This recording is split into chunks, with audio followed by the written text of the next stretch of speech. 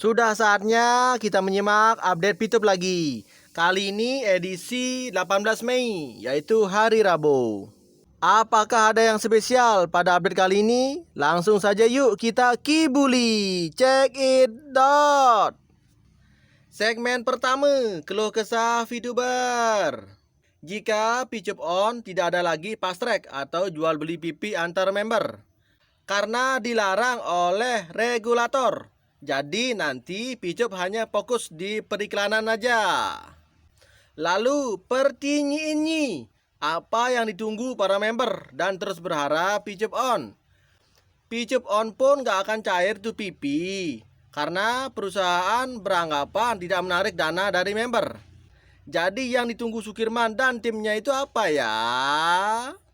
Mungkinkah dia sedang menunggu surat panggilan dari Barreskrim? Sungguh kasihan si Sukirman, seperti kodok merindukan bulan. Hadirlah. Nggak ada gunanya nunggu Picup On, karena mereka akan ganti baju.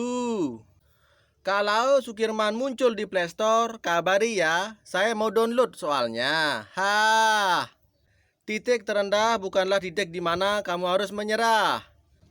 Mau segera pulih dari kekalahanmu, maka kamu juga harus bangkit dan maju. Ingat, hanya ada satu orang yang bisa mengubah kesedihan menjadi kemenangan. Ya, kamulah orangnya. Jawabannya sudah pasti scam Picup. Tidak ada kata pertanyaan lagi.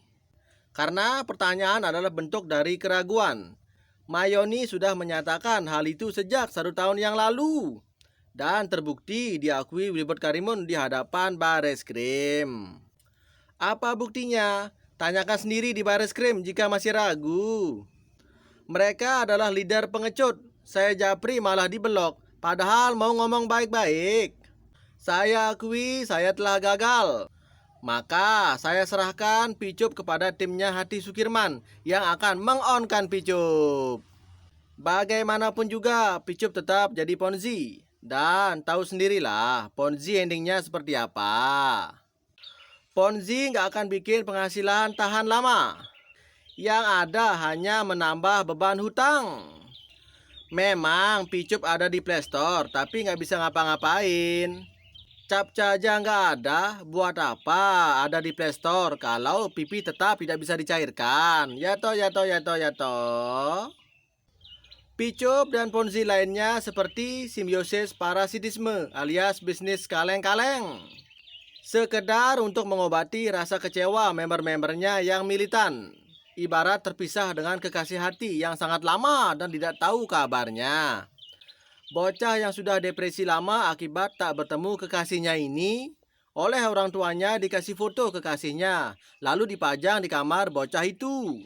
Agar bocah itu tak semakin gila dan tak ketawa ketiwi sendirian. Walaupun ortu yang memberi foto wajah kekasih itu sudah tahu bahwa kekasihnya bocah itu sudah meninggal dunia. Akibat dihukum mati oleh pemerintah negara sebelah akibat menjual benda-benda terlarang. Ya, begitulah tragisnya nasib bocah itu. Dan bocah itu kita ibaratkan member militan Picup yang masih halu. Contohnya seperti Sukirman lah. Member-member Picup tidak peduli mau bisa on atau tidak. Yang penting tulisan Picup ada di Play Store. Hatinya sudah menggelora. Hatinya berdebar sorak riang gembira. Walau hakikatnya Picup sudah mati dan telah lama terkubur bersama aib-aibnya. Mendingan uang real hasil kerja bukan hasil Ponzi seperti Picup. Sekarang ini eranya dunia digital. Baby boomers yang nggak ngerti jangan ikut-ikutan, nanti ketipu. Ini dunianya kaum millennials. Makin digital makin maju. Catat. Kalau kita terlalu berharap uang kembali, itu sepertinya akan menambah beban pikiran kita. Justru seharusnya kita berharap supaya penipu-penipu Picup itu segera dijeruji besi. Ya toh? Artinya kita lebih memikirkan nasib saudara-saudara kita semua ke depannya daripada nasib diri kita sendiri. Ponzi dari dulu memang begini dan gak semua duit member bisa balik. Kalau masalah mikirin para korban kurang setuju sih. Lebih bagus pikirkan diri sendiri, kan lebih berharga dari segalanya, ya kan? Jadi dengan ini semoga bisa bersatu buat ngelawan para penipu picup. Sejauh mana sih proses hukumnya picup? Kok adem-adem aja? Karena kenangan picup itu terlalu dalam sehingga sulit untuk dilupakan. Saya rasa orang-orang di sini tegar-tegar semua. Intinya jangan sampai ikutan gila gara-gara mikirin uang pastrek. Ceraikan saja picup agar hidup tenang ya toh. Baru nyadar ternyata niatnya si Wilbert mau ngusir Pak Eman toh. Mulai berulah nih si picup. Kamu kira ini sinetron romantis? Emang bener kok, picup itu penuh drama Korea. Mungkin ada pertimbangan terlalu berisiko kalau membawa nama Pak Eman. Sebab ada organisasi terbesar di situ. Kalau jadi blunder dan anggota-anggota organisasi nggak terima nama organisasinya tercoreng karena money game haram, maka akan ada ombak besar yang akan menggulung Wilbert. Karena si Wilbert sedikit banyak sudah dengar selentingan para pembela organisasi itu yang akan bergerak di kasus picup. Makanya di bisnis barunya tak berani lagi bermain api membawa-bawa tokoh PBNU. Para bebek dungu setelah nonton video di YouTube masih nggak percaya kalau Nopal dan kawan-kawan sudah dipanggil Bareskrim. Kalau mereka nggak percaya berarti bukan bekdung lagi tapi kutu dungu atau kutdung. Istilah baru nih, keren juga. Lah wong, kemarin aja si Makmur berdongeng, masih banyak yang nggak percaya kok. Dikasih link, malah dianggapnya nyerang pribadi. Weleh. Lagian, Pak Eman sudah kena teguran dari Ketum PBNU. Jadi dia tak akan berani lagi berbisnis dengan penipu-penipu picup. Nafsu bekdung terlalu menggelora untuk menjadi kaya dengan cara rebahan. Jadi mematikan logika pemberian dari Tuhan pencipta semesta alam. Dan jika mereka yang disebut bekdung itu baca teks ini tersentuh dan menangis, berarti masih normal imannya.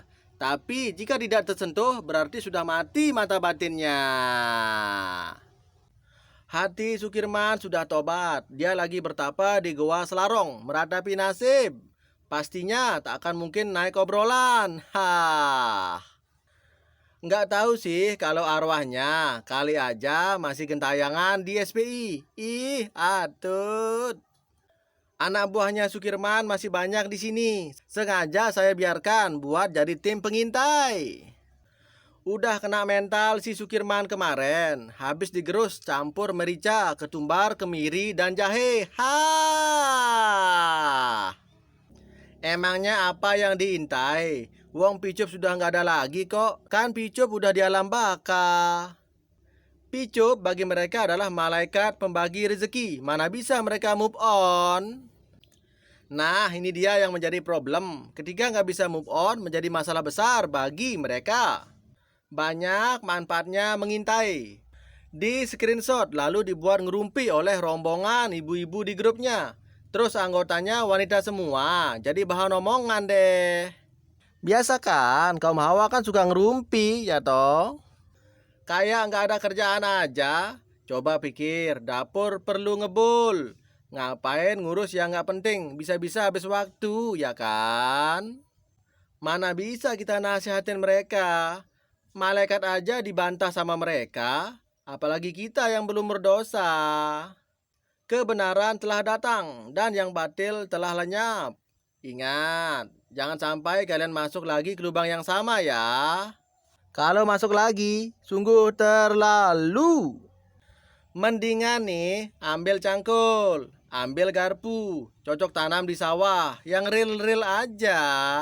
Jangan mikir yang macam-macam. Kalau masalah lahan, jadi ingat omongan Wilbert Karimun. Ketika kita lihat lahan tetangga lebih indah daripada lahan kita.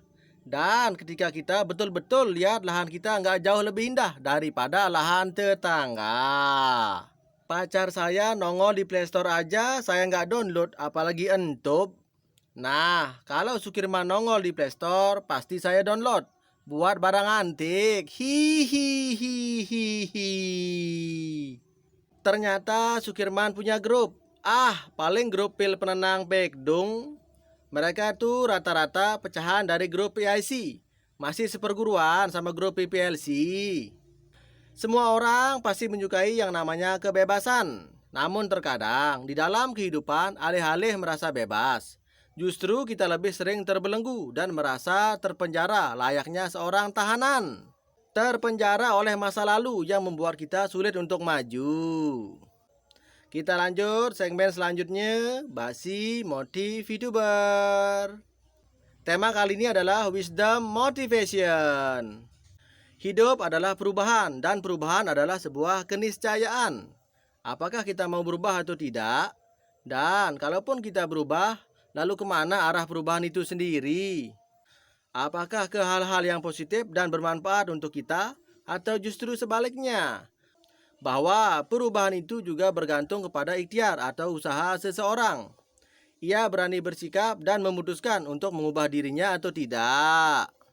Dan yang pasti semua orang menginginkan perubahan ke arah yang lebih baik, ya kan? Tema motivasi kedua, nasibmu berawal dari pikiranmu. Hati-hati dengan pikiranmu karena akan menjadi kata-kata. Hati-hati dengan kata-katamu yang kau ucapkan karena akan melahirkan tindakan. Hati-hati dengan tindakan-tindakanmu karena akan membentuk kebiasaan. Hati-hati dengan kebiasaanmu karena akan menentukan karaktermu. Dan awas, perhatikan karaktermu karena akan menentukan nasibmu. Betul, betul, betul, betul, betul, betul. Sekian saja ya update video kali ini. Semoga bermanfaat. See you.